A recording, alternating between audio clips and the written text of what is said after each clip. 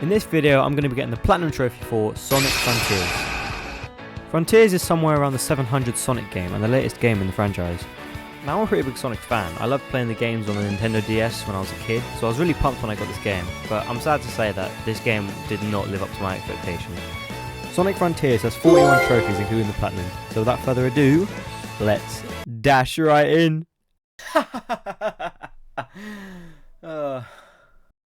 The game puts us in the most iconic area of all of Sonic, Green Hill Zone. I love that place so much. And just like with any Sonic game, we run as fast as we can to the end. Now the story is pretty confusing, so I'm going to try and explain it without sounding like I'm on something again. So from what I could gather, when we completed that Green Hill Zone mission that we just did, we fell through a wormhole or something like that, which then transported us to a realm where we are fine, but our friends are trapped and we have to free them. I think I got that right? I feel like this is too advanced for a Sonic game. For now we have to focus on getting out of this little area we got thrown into. So I followed the objectives when I ran into a Guardian, in this case, a ninja. These Guardians are essentially mini bosses which, when you kill them, they give you rewards. Once we killed it, we got a trophy for it. In order to keep a game series interesting, you got to add new mechanics, right? So in this one they gave Sonic the Force!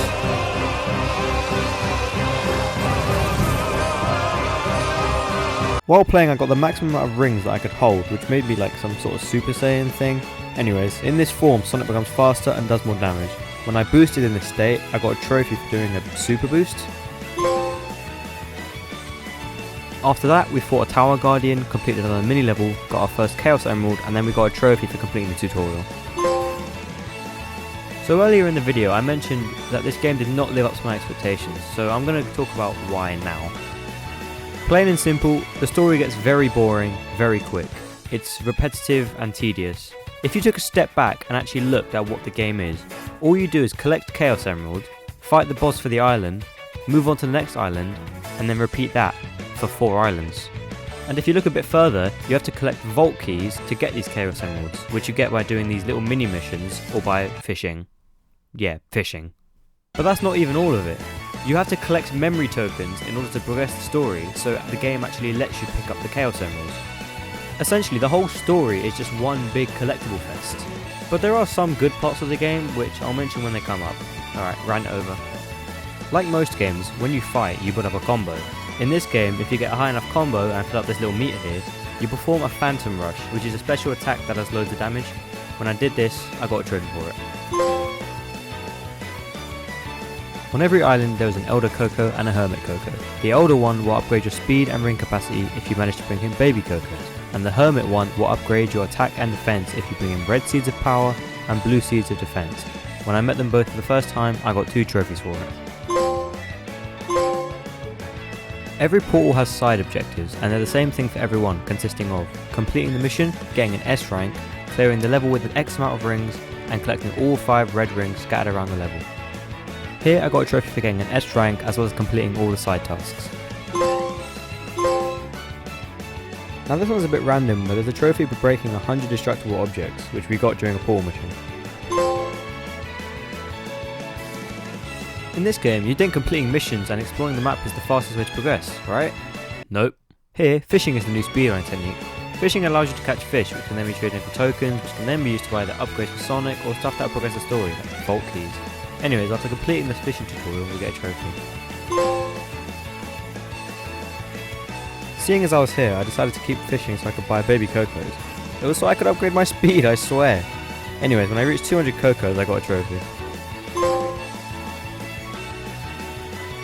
No way, finally an actually interesting part of the game. Like I said earlier, the game has a boss fight for each of the 4 islands, and in my opinion, these are the best parts of the game.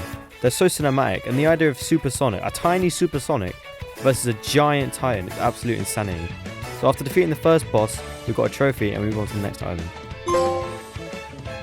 So now we're on some desert island, and this one's dedicated to Knuckles' storyline. While I was collecting memory tokens, it turned nighttime. The game has a normal day-night cycle in the sense that obviously it switches between day and night, but when it turns nighttime there's a small chance of a starfall happening. During these you can pick up shooting stars that fall onto the ground, and when you do, it acts as a currency for a slot machine. Yay, gambling. Seeing as this was our first starfall, we got a trophy for encountering our first one. In order to fish, you need to spend purple coins, because we need some sort of capitalism now, come on.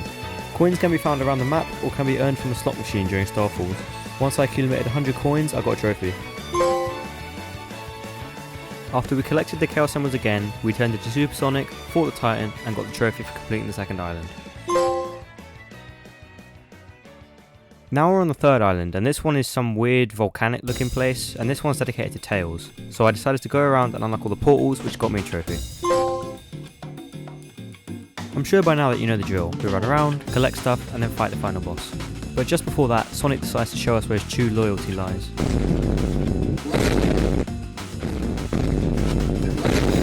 After that we fight yet another amazing boss battle, and we get a trophy for it.